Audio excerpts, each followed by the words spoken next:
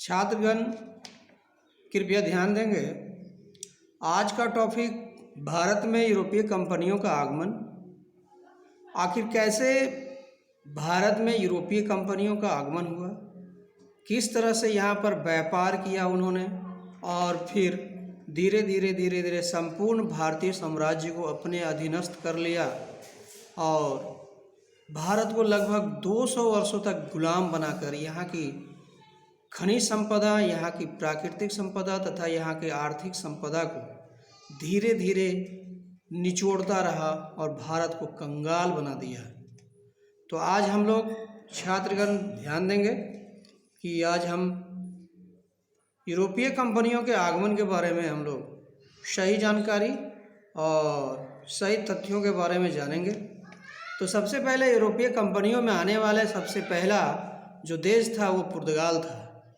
पुर्तगाल क्या वजह था या यूरोपीय कंपनियों की ऐसी क्या वजह बन गई थी जिसके कारण यूरोपीय कंपनियों को भारत के लिए समुद्री मार्ग की खोज या नई मार्गों की खोज करने की ज़रूरत पड़ गई। तो इसके पीछे कई कारण थे जिसके कारण यूरोपीय कंपनियों को इन कारणों के कारण भारत में आने के लिए नई मार्ग की खोज करना पड़ा, जिसमें सबसे पहला काम पुर्तगालियों ने किया है। पुर्तगालियों को भारत आने के पीछे क्या वजह थी, इसके पीछे क्या कारण था और समुद्री मार्ग की खोज करने के पीछे क्या क्या वजह बना, क्या कहते हैं इसको, कारण बना था, उसके पीछे निम्नलिखित बिंदु इस प्रकार हैं। कस्तुतुनिया पर तुर्कों का आक्रमण, यानी मोहम्मद साहब इस्लाम धर्म का प्रचार प्रसार करने के बाद जब इस्लाम यानी मुस्लिम लोग पूरे विश्व पर फतेह करने के लिए निकल पड़े तो उन्होंने सबसे पहले कई महाद्वीपों को जीतते हुए सबसे पहला उन्होंने कस्तुतुनिया पर अधिकार कर लिया। कस्तुतुनिया से होकर जो रेशम मार्ग गुजरती थी या यूरोपीय लोग जो भारत के साथ व्यापार करते थे, जब इनका कस्तुतुनिया से संपर्क टूट गया तो एक वजह ये भी था। दूसरी वजह था कि जहाज रानी निर्माण एवं नौ परिवहन में प्रगति हो गई। बड़े बड़े जहाज़ों का निर्माण और नौ परिवहन की प्रगति का कारण भी समुद्री मार्गों के नए नए खोज को प्रोत्साहित किया। तीसरी वजह है पुनर्जागरण। पुनर्जागरण भी जो है वो समुद्री मार्ग को खोजने में प्रेरित किया है। भारत से व्यापार कर अधिक धन कमाने की लालसा भी इन यूरोपीय कंपनियों को आकर्षित किया।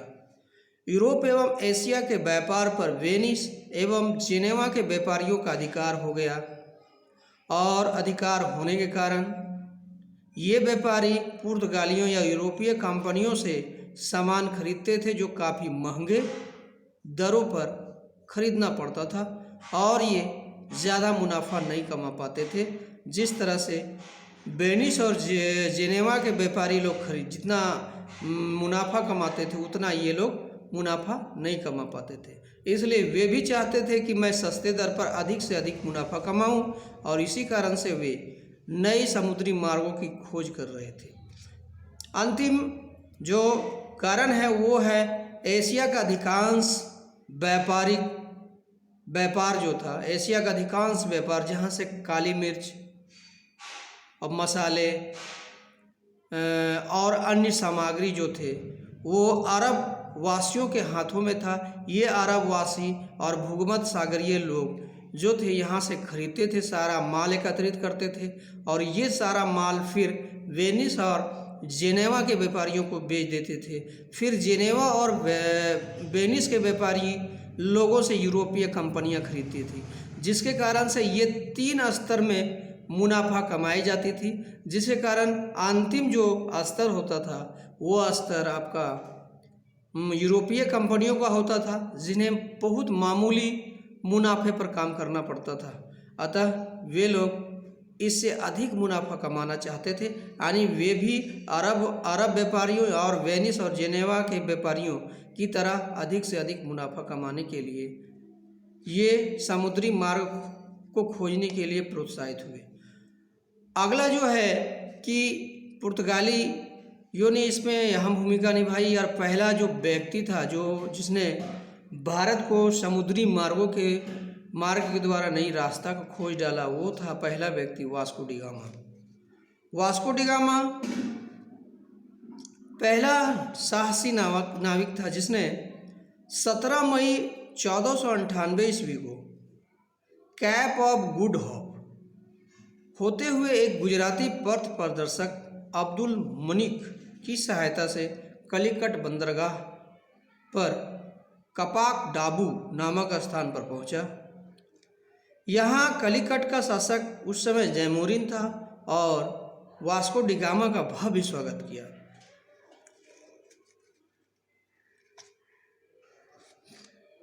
पुनः जब वास्को डी गामा भारतीय समुद्री मार्गों से भारत की खोज कर चुका था तो वह पुनः एक बार भारत आता है और वो आता है 1502 ईस्वी में।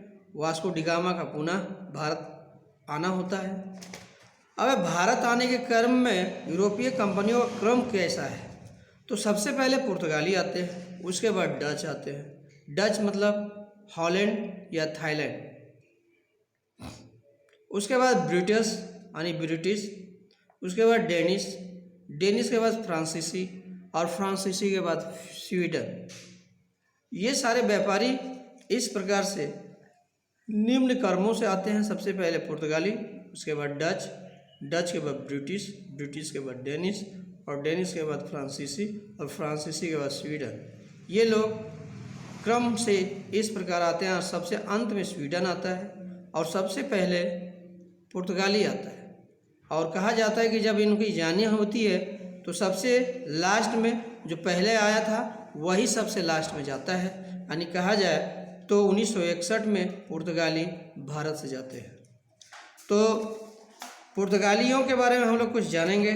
सबसे पहले 1503 ईस्वी में कोचीन को, जिसको प्राचीन काल में कोलम के नाम से जाना जाता था, पुर्तगालियों ने अपनी प्रथम फैक्ट्री खोली। पुर्तगालियों का पहला गवर्नर जनरल जो था वो फ्रांसिस्को डी अल्मेडा था। ये 1505 से 1509 तक भारत में रहा और इसने भारत में बहुत कुछ काम किया जो निम्न बिंदुओं द्वारा हम दर्शा सकते हैं। जैसे इसने सबसे पहले भारत में प्रथम